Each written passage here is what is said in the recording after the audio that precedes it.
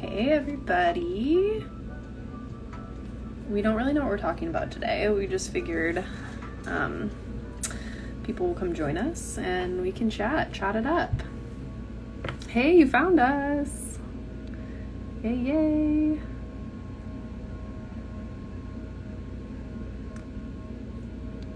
Let's get Brandy on here.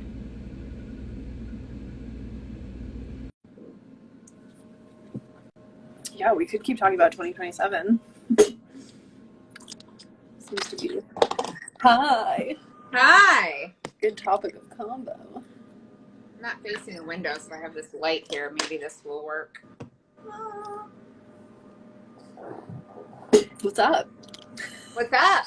That was such a fourth line live over on TikTok. It got hijacked by all the people I knew. Yeah. Hey, everybody. When you're hopping on, if you want to, go ahead and drop your type, profile, authority. We love to see who's on with us. And really, we're just here to respond. So if you have anything specific you want to talk about, I think my child just joined. Hello. 1-3 reflector. We got 2-4 sacral generator, 2-4 sacral also. That is my child who I didn't know had Instagram.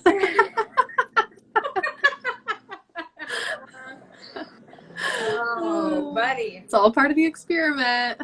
He just wants to hang out. He's a fourth line too. Yeah, he wants to meet all the people. Oh, look at all these fourth lines on here. We got a 4-6 sacral generator, splenic projector, 1-4. It is you. Weston is a 2-4 emotional generator. Oh. So We have a lot of fourth lines on here. yeah, fourth line chat. Fourth line party. I wonder if it's a fourth line day. I haven't looked yet. I'm gonna check because I'm curious now. Yeah. Awesome. If there's anything that you guys want to specifically talk about or dive into, let us know. Teresa and I are both very receptive, so you got to get out of here if I'm on the live. There he is in the flesh. Weston! So pull at us, whatever you guys want to talk about today. We just kind of are hopping on. First, let's talk about how crazy the past couple weeks has been. I don't know, transits, we've got whatever is going on.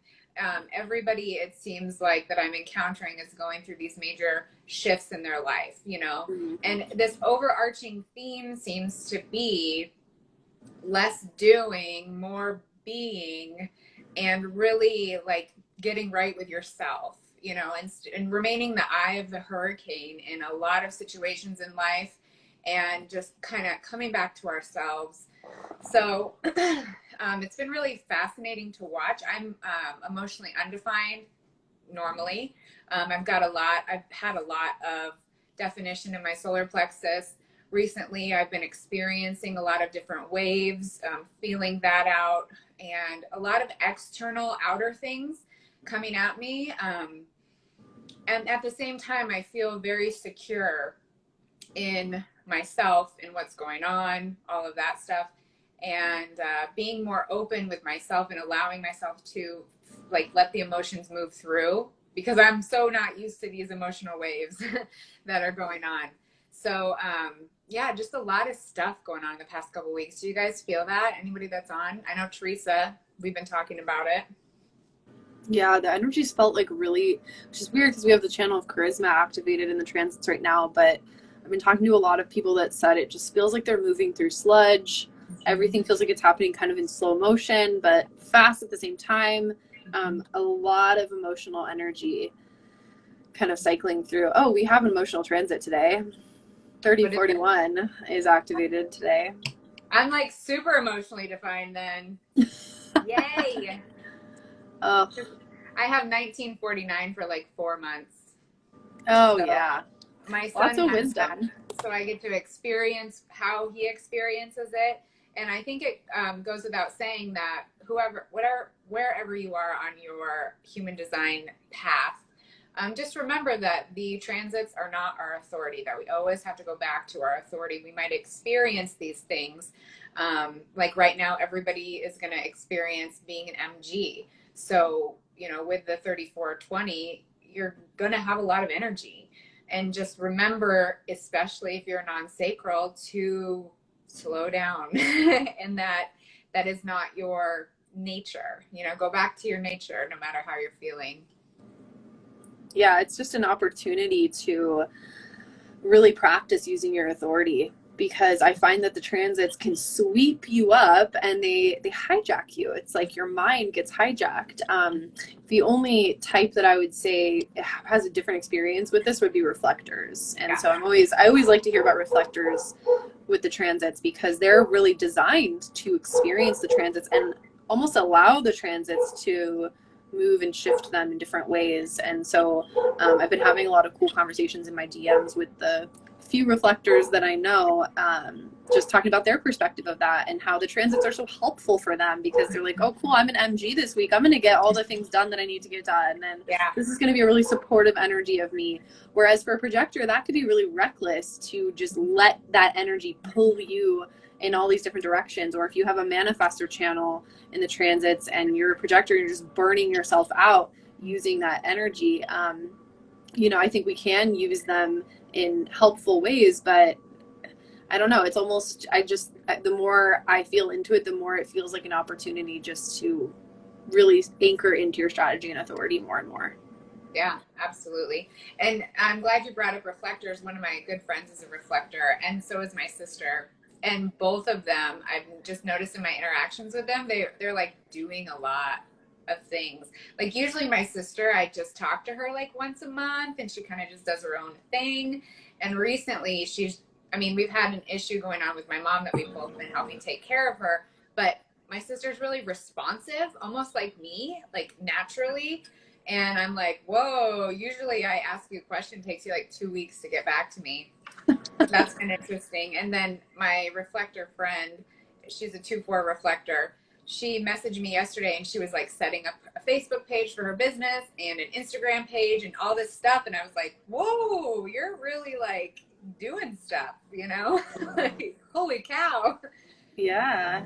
Yeah, it's funny. A couple of my friends that are projectors have been messaging me being like, is this what it feels like to have a sacral? Because this is amazing. Like, I'm so jealous. And I'm like, yeah, but with that comes the opportunity for the sacral to just like turn off too, you know? And sorry, I'm getting lawn work done. Hopefully you can hear me.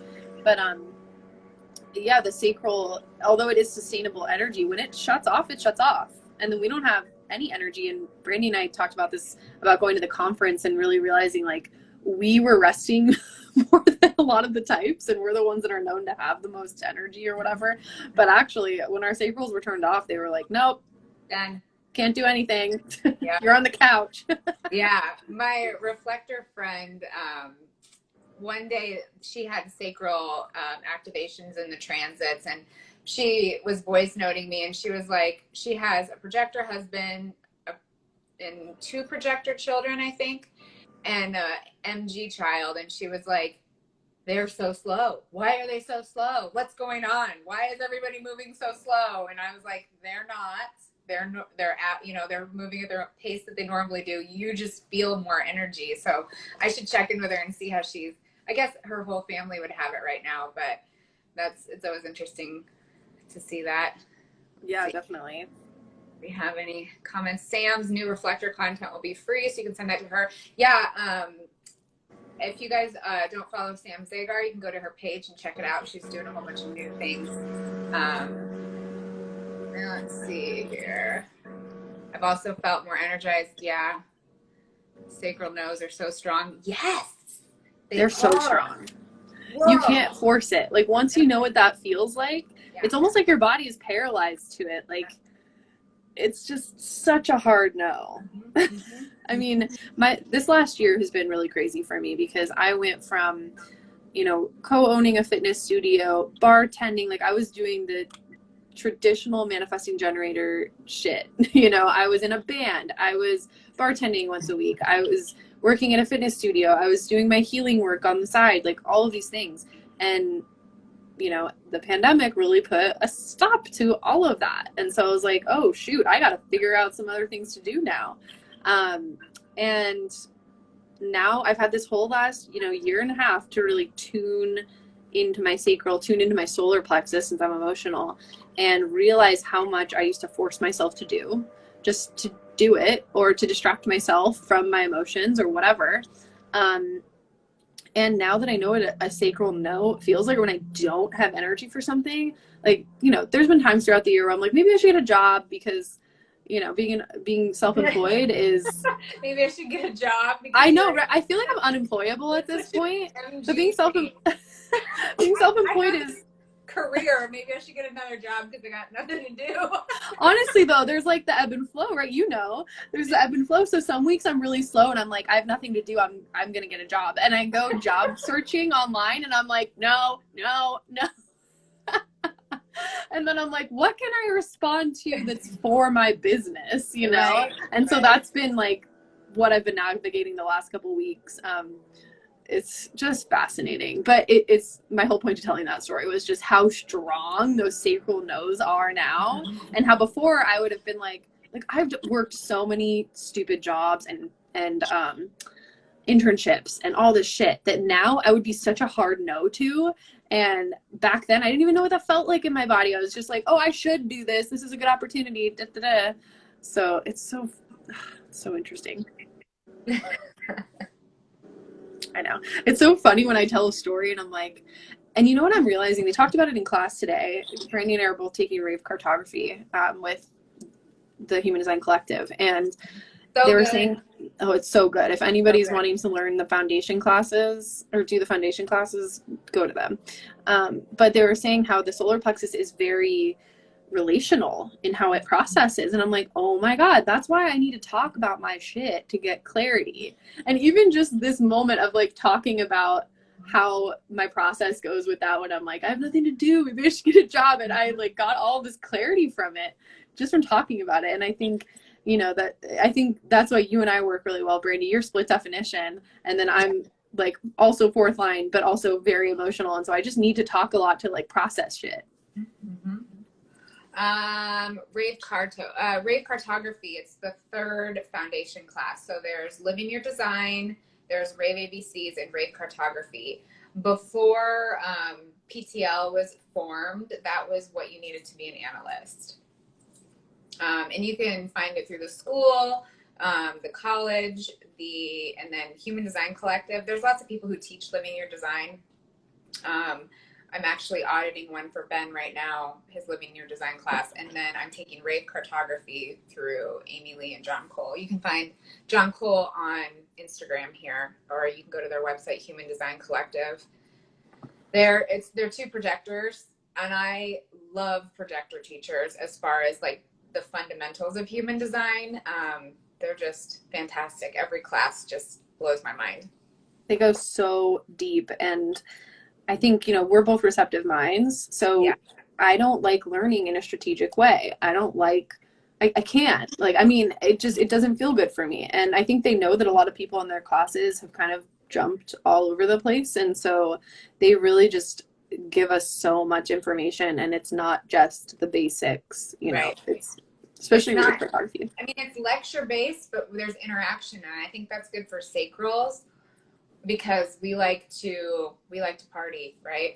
We like to engage. We like to party. And it's just really nice. Like Teresa's been to the college and the school, and then Human Design Collective.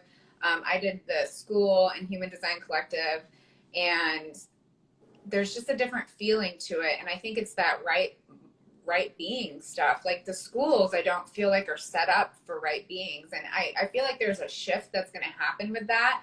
But I'm an MG and I'm impatient. So yeah. When I saw that Human Design Collective had Rave ABCs, I was like, I'm in. That was a yes right away for me. Yeah, and I know the college, so I took Living Your Design at the college, and his name's Genoa Blevin is the guy that started it. I don't think he really teaches now, but he started it, and so his energy is very infused in all of it, and he's a quad right. So I was like, if I do go on to take PTL, I will take it at the college. I won't take it at IHDS. Says what is it though? I've seen rave charts but haven't looked into it yet. So Living Your Design goes over the very basics of the 9 centers, the types, authorities. Rave ABCs is the circuitry, like all the channels. And then rave cartography, we go into so much. It's a long class. It's 2 hours twice a week for like 12 weeks. And we usually go over, and it's all the gates, the profiles, the not so. I mean, like there's a ridiculous amount of information. How did you get into it? Get into human design? I think we both talked about that on a previous live, probably the first one that we did. So you can go back and check that out here on the profile. And just a reminder, if you're hopping on, you can drop your type, profile, and authority. We'd love to see who's on. We got a lot of generators in here today.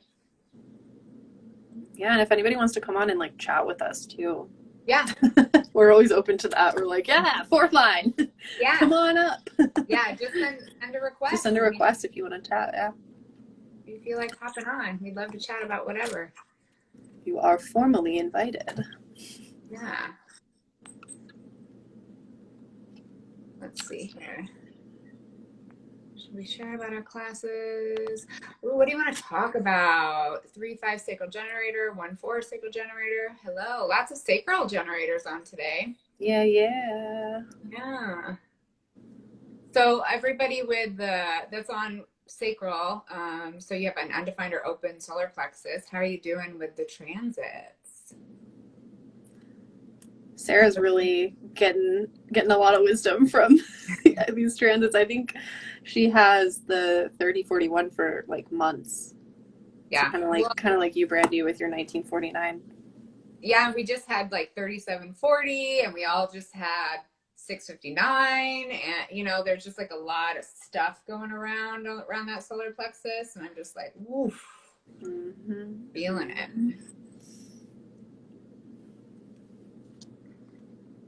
The solar plexus is a cool thing. Yeah, and if anybody on here, if you guys have interest in human design and you haven't taken Living Your Design, I highly recommend it. No, you don't, even if you don't want to do anything with design for your business, for anything, and you just want to live it, that Living Your Design is an awesome course. Teresa and I are actually going to create something along the lines and infuse some other things into that for generator types only. So generators are MGs. But that probably, it feels like it will be end of this year, beginning of next year. Yes. Thanks for hopping on, Hamali. It's really good to get to connect with you. Yeah. Excited to connect to a fellow receptive generator. Undefined emo, feeling pretty moody and exhausted. Yeah. I feel that exhaustion. It's just kind of like, and then you're done. And the unfamiliar territory of having awareness that we have undefined or open solar plexuses, and then letting those emotions move through and like processing them in the moment instead of like waiting. That's been really helpful for me. Like the past 3 weeks, I like cried all the time, and I just let myself cry, and I didn't know why I was crying. Yeah, I think, we're excited to do a generator course because there's so much embodiment that comes with being a generator. I mean, with all the types, but Brandy and I also know about a lot of other things, not just design. And we're like, how can we incorporate everything that we know about into also living life as a generator? So, I do a lot of like healing work, parts work, inner child work, that kind of thing. Brandy knows a lot about like health and wellness and business. And it's all of like our life experience and our things that our receptive minds have picked up. And then we put that into a baby. We create a baby together, put it out there into the world. So yeah, I think it'll be really cool. Link our 2644 power couple. I love Teresa it. bridges my split, so. Yeah. Yes. Yeah. And I think just like the whole integration piece of it will be so helpful. We're still kind of like figuring out how we're going to structure it. But yeah, just being able to be in a class with all generators, and just talk about all the things that we go through. And I know it'll be really cool. Well, and what it means to generate and not just like, we live in manifestation culture. There's lots of parts of me and Teresa's designs that would lean towards why we would have an interest in that or why that would have been part of our path. And we're like, so we understand that how that works. We understand how we're designed. We know that we're moving into, we have 2027 coming up. How do we bridge that gap so that more generators are living in their design and they're, I don't want to say like wasting your time on manifestation stuff because that's not what it is. It's more like generate, how do we generate in the world and how do we get right with our sacral so that we can allow projectors to guide us, like wake up the generators, right? Live in your design. Get into satisfaction. Mm-hmm. Yeah. Well, what's so interesting? So in class today, we were talking about the different quadrant themes of your incarnation cross, your conscious sun. And so I started looking into that a little bit more because I was getting pinged about it. I was getting some like aha moments. And I do have a book. I don't normally like recommend Shaitan Parkin, but I actually do like his incarnation cross book, the Book of Destinies. I think it's pretty good like overall explanation of them. And Brandy and I are in the same quadrant. Yes, yeah, you have it. Yes. And actually, I'm just going to read it out loud because I think it'll be cool. So her and I are both in the quarter of civilization. And it says you are helping to open and establish communications in ways in which people can relate better with one another. What are we doing with coffee talk? Yeah. This happens through architecture, music, writing, speech, diplomacy, agriculture, arts, travel, teaching, and many other ways. And you're receptive to how people interact and cooperate together. And that's like that was the whole point of doing Human Design Coffee Talk. Even like Brandy's whole business is all about that. And in class, they were going even more depth about it. It's about manifesting things into physical reality and creating supportive structures that support our physical bodies as well as our relationships. And I'm like, that's what inner space is, right? It supports people physically, emotionally, relationship wise. It's a community, and so that's why I'm like, okay, not only am I a fourth line, but also I really am here to work with the physical in this way and to work in community with others. I don't know what my TikTok handle is. I think it's just my name. I don't do anything on TikTok yet. I'm so busy. Not yet. Not yet. Let's see. Excited for this. Haha, it is a waste of time. Yeah. Well, and really like, what I see with this manifestation culture is that there's like this, moving from 7-centered way of being to 9-centered way of being, right? Manifestation culture feels like a very 7-centered way of being, and there's nothing wrong with that. And awareness gets us a long ways. And so once people have awareness that we're more than 7-centered beings, then we can open up the conversations for how we can move forward and evolve from that manifestation culture into who the fuck knows, right? Because everybody is on their own individual path living their design. And so in my experience, what I've noticed is that when I don't lean into manifestation culture and I follow strategy and authority, then I'm opened up to things that I could never imagine. Like my mind thinks it wants to know, and my mind is actually a limitation.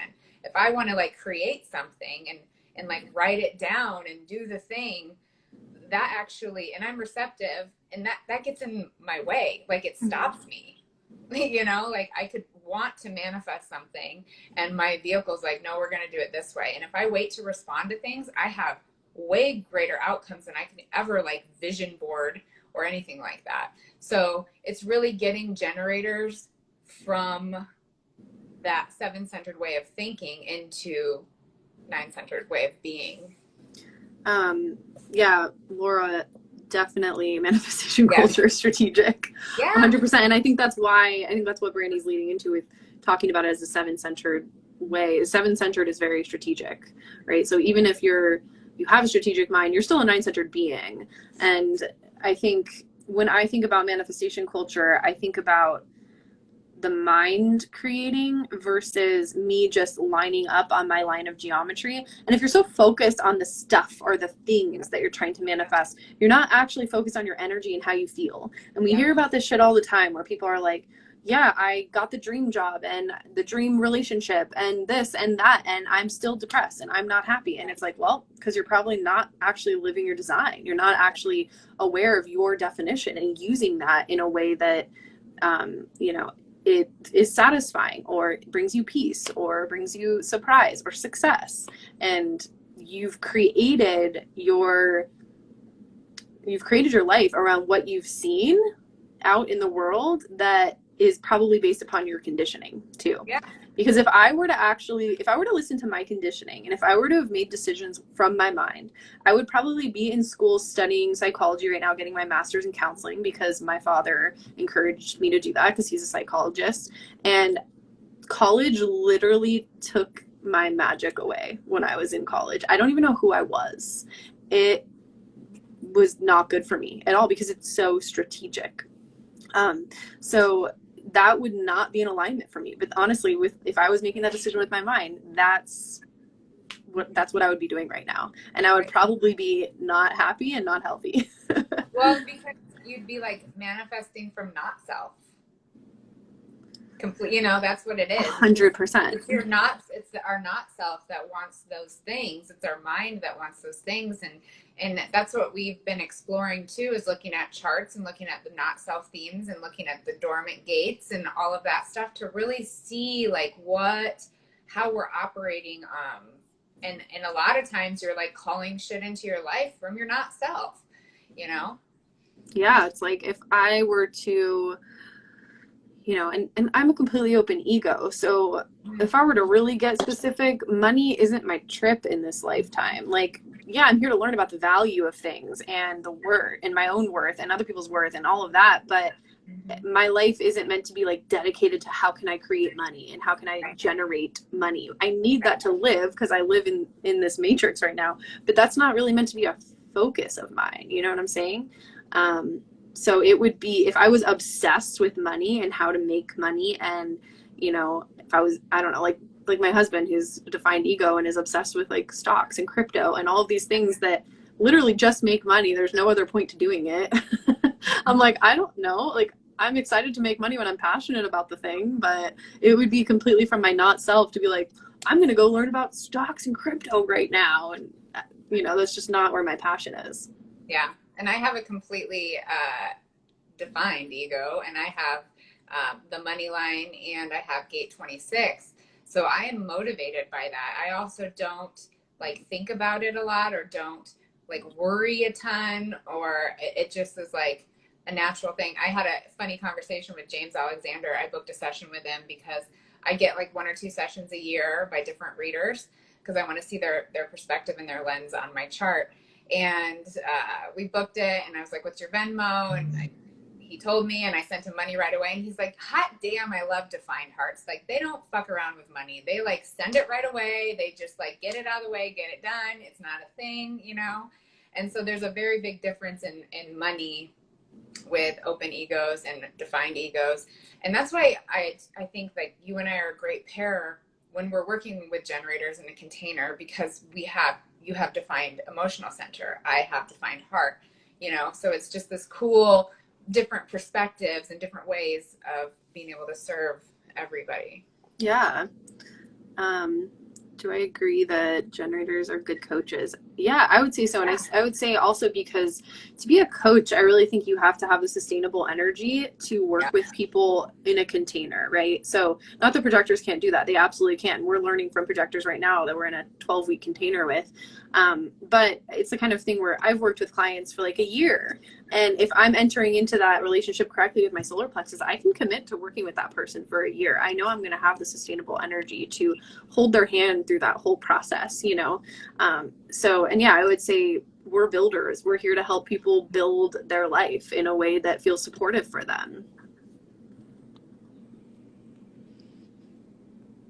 Let's see. Because they think they know what would give them happiness based on society's acceptable framework of what happiness looks like. Exactly. Manifestation. Apparently generators are good coaches. You agree? Can't wait for this generator container. Yeah, it's going to be awesome. It's going to be Especially lit. since like we're waiting. Like I'm sacral, right? She's emotional. I wait through her wave with her, and I know not to push her or force her, and we're just letting it grow organically and do what it needs to do. And we know that when we create it, it's going to be bomb. But so Yeah, I think the more, because when we first started talking about it, we weren't clear on what we wanted it to be, and the more life experience we've had, the like we started talking about this probably 2 months ago, and we've been getting more clarity slower. It's just the more I ride my wave, the more both of us get clarity on what yeah, it's supposed to be. yeah. And I know too, like even with our egos, mine being defined, hers being open, not pushing her to commit to something, like waiting for her to be done with her way, or in a neutral place in her wave to be like, okay, here's when we put it out, here's what it's going to be. Mm-hmm. Builder might be a nicer word than coach. Yeah, yeah. It's hard in this industry to like call yourself something, especially I feel like when you're an MG and you do so much. It's like I've always struggled with the labels. I'm like healer, coach. Yeah. For a while, I was like referring myself to as a psychic because I do have those capabilities, but it's like none of those words really resonate. So I've just landed on coach because people understand what that is. They kind of know what they're signing up for when they come to you. But yeah, even just like practitioner is something that I kind of works for me because it's very general. Yeah, I know. It's like labels are like bleh. I know. So I just don't like them. like, what is it? I don't know. What is it? It's just a session with me. I don't know what the fuck you want to talk about. Pull from I don't know. You three are the first generators I've come across in the human design community. Well, welcome to the human design community. Oh, everyone's been a projector. Oh, yeah, yeah, yeah. I feel like the ones that are really like making a bang right now are projectors because we need that. Clearly, Yeah. we need projectors to be like really out there providing guidance, and I'm so glad that there's so many projectors in this space on Instagram, Yeah. and that we get to benefit from knowing them.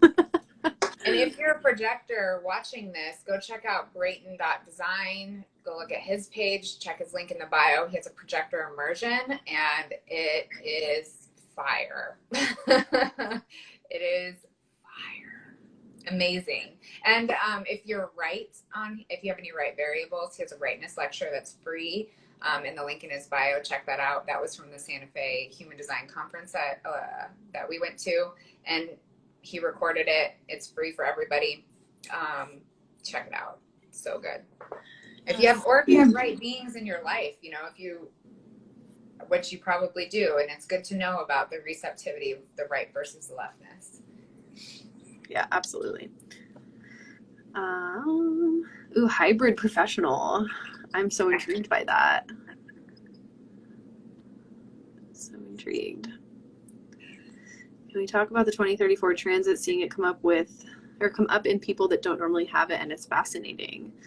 Yeah, I mean, we've kind of touched on it a little bit on this live, but what we were talking about earlier is just that the transits are an opportunity to really anchor in deeper into your strategy and authority, and that's kind of what Brandy and I have been learning. It's like, although the busyness can hijack you, and I kind of leave reflectors out of that a little bit because they're meant to be conditioned by the transits.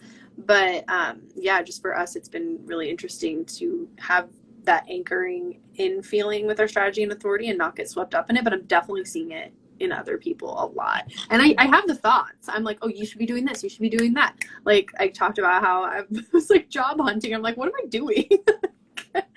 And I'm not even in a financial situation where I need to do that. It was just like, I need to be busy. Like, Yeah. I had to like stop in my tracks. Like, no, you don't. You don't need to be busy. And your husband has 2034 all the time. Yeah. So I'm used to being conditioned by it. And I would say it's different because I can get out of his aura if I don't want to feel that way. But with the transits, I can't escape it. It's like inside of me. So I think that's why it's kicked up a notch now. It's like, and he's even amplifying it. Like even people that already have it, they're amplifying it too. At least I think that's what Brayton said. Yeah. So it's intense for everybody, and yeah, it's just wild. So too, remember that whatever, like if you have gate 10, if you have 57, you know, looking at what else is like connected now, what other channels you have connected now that are part of that you might be completing something else. Like I have 3410, so now I have, you know, now I have 1020 and 34. I don't have 57. So just looking at like all the different energies, these transits are really cool because we get to like taste test what other people are experiencing. Obviously it's our own experience of it, but as they move through the lines, we all get to experience it at the same time. So you get to see how it is for everybody. I can't see if there's any new comments. So. Okay. Good night, Hamali. It's so nice to chat with you. Let's see. Lindsay is saying, I have it, definitely amplifying it. Oh, that's good to know. So, yeah, the perspective of somebody who has it. Catching myself in that, what am I doing convo often. Yeah. I catch myself like puttering and pacing around my house a lot, just like looking for things to respond to. Sarah says, I love it, using this time wisely while also being aware. Yeah, I think that's kind of like the balance that we're trying to hit is how can I use this energy because it's available, but also be aware of my own body and when is my body needing to turn off? When is my body needing rest? Oh, and what were we talking about on voice note the other day?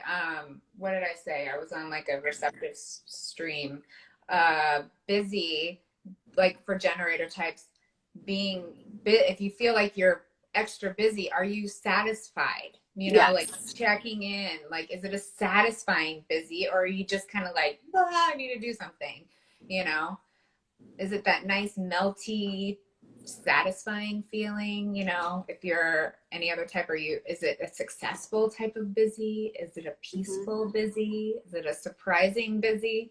So just really like, you know, checking in with your signature too, and just, yeah.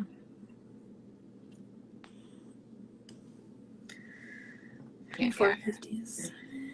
I notice also seeing it in my partner and seeing that if it's channeled and used well, how beautiful that is to witness. Yeah, same. My partner has it.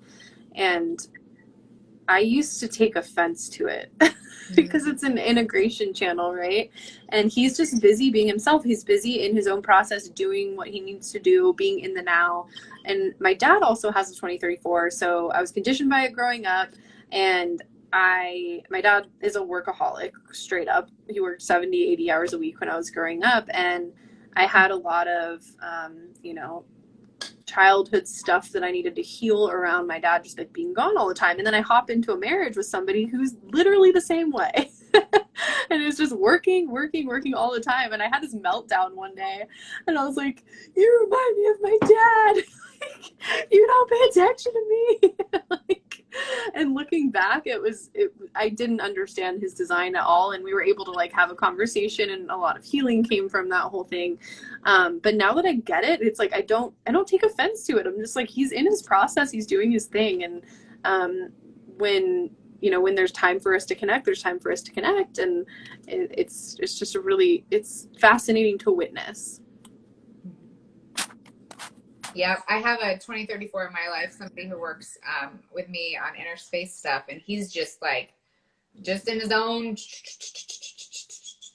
busy.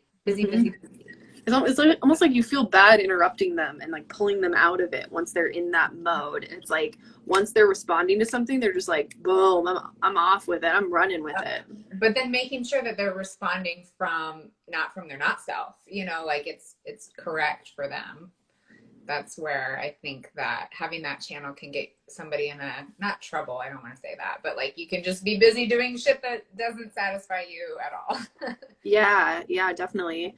I don't know where I read this or heard this, probably in one of Ra's lectures, but the Genius Freak channel, the 4323, is like meant to guide the 2034. So if you're a 2034 and you have somebody who has the Genius Freak channel in your life, they can really help you. I can't really remember why, but I know that those energies are meant to work together. My son has Genius Freak. There you go. He just needs to guide a 2034. Yeah. We're still working on the not being the freak part. I love when he's in his freak. He is such a character. He's my favorite. Let's see. How to manage the dichotomy of having 70 to 80% of individual circuitry but being a fourth line sacral generator. I feel so drained after social interactions half the time. Ooh, I can kind of relate because I have like 50% individual circuitry, and it's a trip. I don't really have any way to handle that because I'm still figuring it out. But I have learned the more I follow my authority, and especially because I have a fourth line body, so it's a different trip having a fourth line body versus a fourth line mind.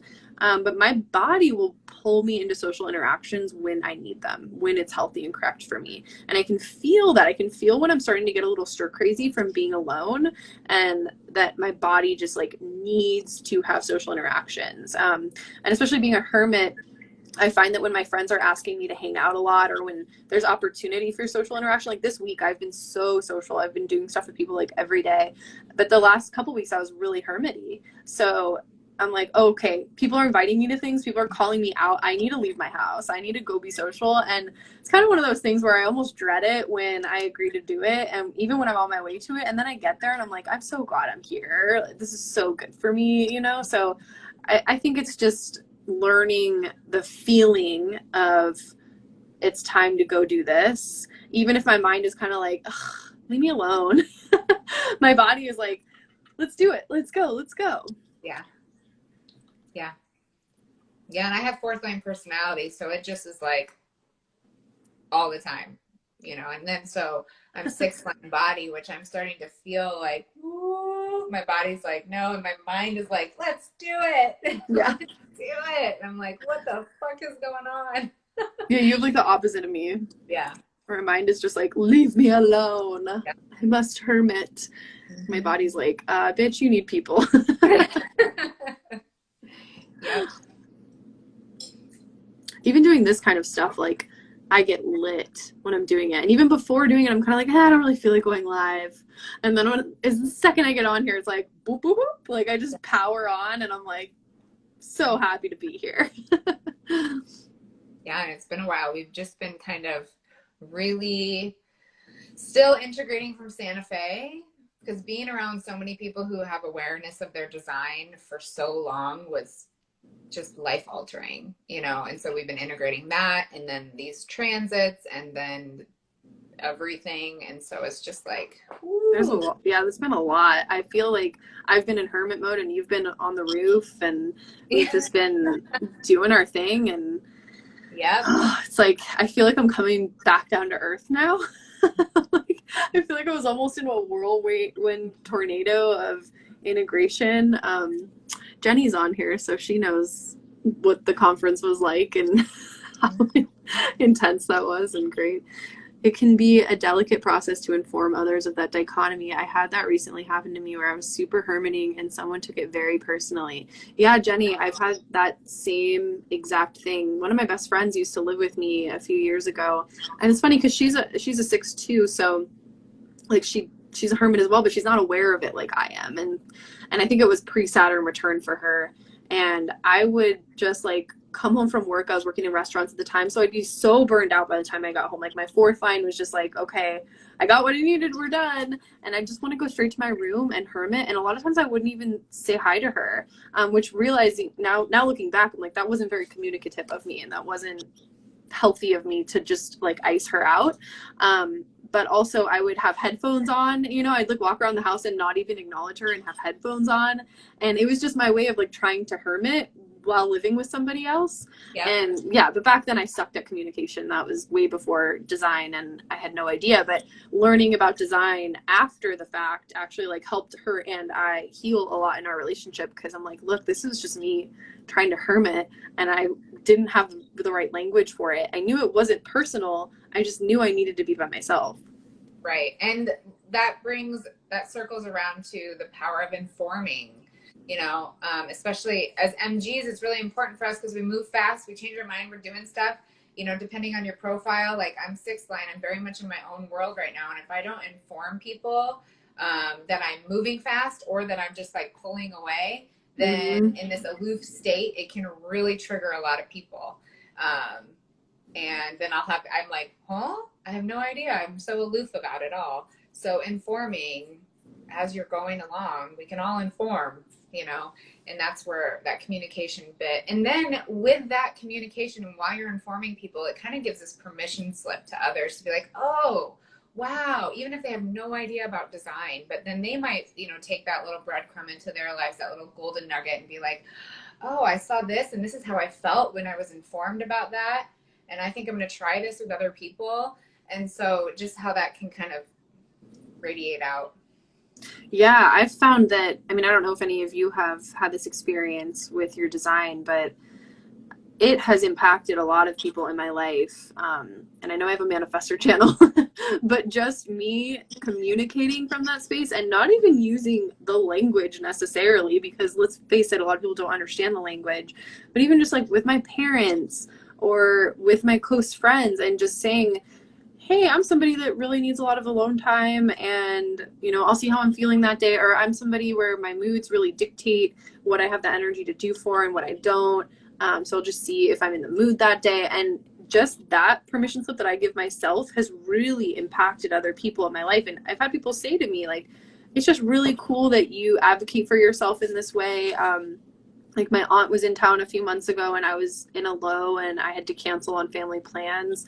And she's not even somebody I really have that close a relationship with, but she texted me and was like, hey, I just wanted to let you know how inspiring that is, that you advocate for yourself when you're, you know, not in the space to be social. And I was like, wow, you know, I felt really recognized for living my design. Yep. I can't see any comments, so I don't know if there's any new ones. Okay. We don't really have any new ones. All right. Just people agreeing with us. So, anybody have any last thoughts before we hop off? We kind of jump all over the place. That's just how we roll. MG receptive minds. Well, I kind of love it when we don't have a plan when we hop on here, because it's really us like not being strategic, you know. Yeah. And sometimes we have like a general idea of what we might talk about, and we still just veer everywhere. Or we have something they're like, I want to respond to this, like let's talk about that to start. Yes. And then it just kind of goes. Yes. Also, if anybody wants to join us anytime, you can hop in our DMs and let us know. We'll invite projectors. We have a list of some guests. Even with that too, we have a couple people that we want to bring on, and like things came up over the past couple of weeks with them, and so we've just like, well, we'll just wait. We'll just wait. We'll see what happens. Somebody did ask, any easy way to find out about color and tone? Yeah, I would say color and tone isn't necessarily easy, because it's a transformational process that occurs. So my recommendation with that is always to keep following strategy and authority. And then when it's the right time, it will present itself to you. That's really how it was for me. I learned about color and tone way earlier on, and it was just like, it didn't make any sense to me. Like, made this much sense, but it really wasn't my time to learn about it, because especially with like, even something like your determination, like Yeah. your the way you're supposed to eat. If you're trying to mentally make decisions about that and not listening to your body, then again, it's just like another mental trip. And the whole thing with human design is that the more you live your strategy and authority, the more you are going to develop your super sense, right? So Yeah. whatever your tonal energy is. So for Brandy and I, that's feeling cognition. And the more we've lived our designs, the more sensitive and stronger that's gotten. Um, but yeah, I would say probably the best way would be to work with somebody like Brayton, who is a wealth of information about that stuff. And you can do a session with him, like just on your variables. Mm-hmm. Yeah. And that's where, you know, strategy and authority, it's going back to that, those basics of like all the time, everything strategy and authority, because you'll naturally be guided to do those things. You'll naturally get into the information. And, you know, PHS is not, it's not rules, right? And if you just go into it and you're like, well, this is what I have to do and this is what I'm going to do, you could end up like wrecking your body, you know, if you're not, first you need to be in your body, then you got to listen to it and follow strategy and authority, and then diving into color and tone. Yeah, and like the things like, you know, motivation. I would say if you're a projector, you can learn about motivation pretty early on. But again, I would do a session with somebody like Brayden because he's really going to deliver the information in a way that you need to hear it. And motivation can complicate the F out of things if you're not ready for it. It's just like, it makes things so confusing. And so it's really, the motivation is kind of the last piece that you're supposed to learn about. And I know we're not all strategic, so we're not all going to learn at the same pace. But, you know, none of us can escape the 7-year cellular transformation. Like, that's a pretty hard and fast thing. It really does take 7 years to fully have that like full circle transformation.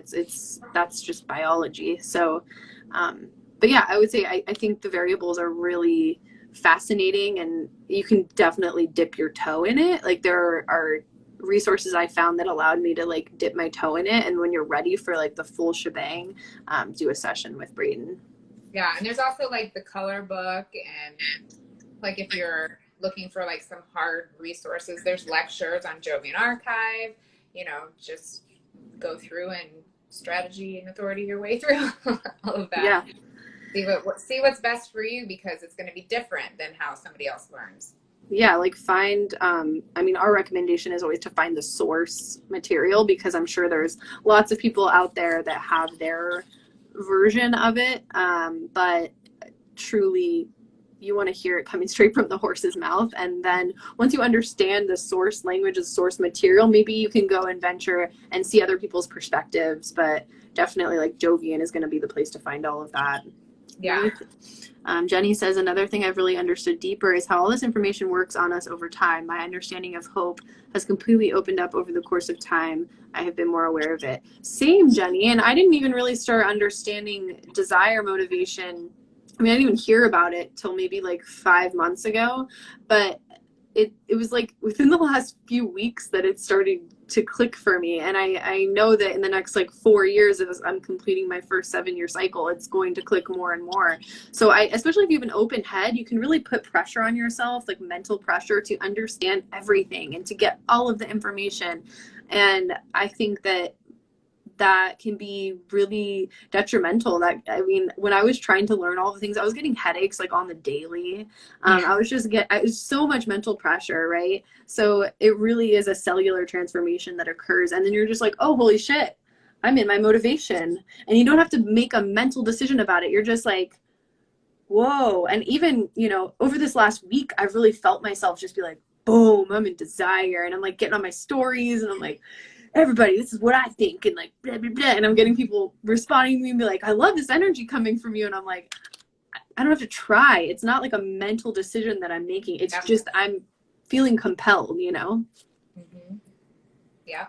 And because motivation too is a spectrum, right? And so sometimes we put ourselves in boxes with rules. If we're like, oh, I'm in fear and I'm supposed to be in need and blah, blah, blah, you know, it's like, that's mind shit. Yeah, it's a lot of mind shit. Jenny, I can hear the desire in your voice. Yes. Yeah. I love it. I can hear it in my, you know how sometimes, and I think this is definitely a design thing, but you can sense your passenger like and your vehicle at the same time, and sometimes it feels like you're watching a movie. I don't know if this is a receptive mind thing or just a design thing, but I'll be like, I can witness myself having an experience or doing something, and it's like not coming from my mind, and my mind is watching it happen. It's just like Yeah. that. Yeah. Oh Lord. Yeah. Yeah. I'm I hope love it. motivation too, Jenny. And so it's fun for me. Learning about my motivation was more just like an aha, like, oh, it makes sense that I'm stupidly optimistic and hopeful, and people think I'm fucking crazy for being so hopeful. And I'm like, oh, okay. So, it's just like more aha. And then for me, it's just, following my strategy and authority, like naturally leads me into hope, motivation, and it just happens. Yeah, definitely. And it's cool because, I'm a second line, and hope is technically like a second line, and so I always find a lot of resonance with hope motivation people. There's a Yeah.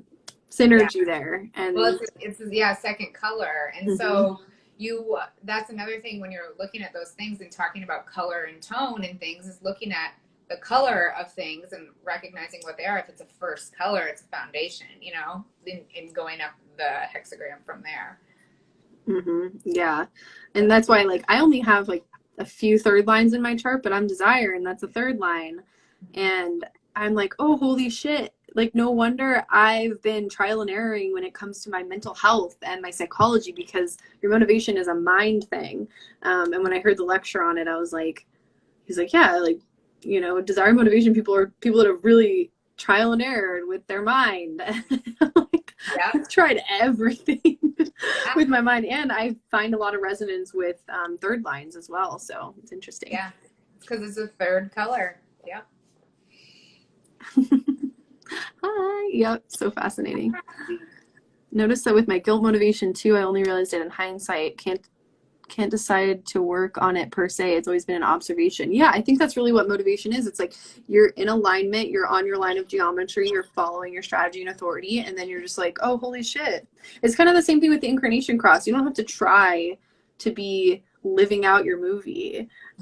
You all of a sudden just realize you're the main character of your incarnation cross, and Yeah. it's like, whoa. And I wouldn't even say I'm there yet. I would say I can look at the course of my life even thus far and be like, wow, I can really see those themes, and I'm curious how it's going to unravel even more.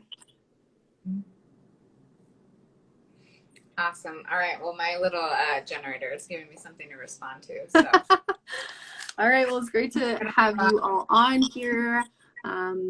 We look forward to future coffee talks. yeah. See you later. Bye.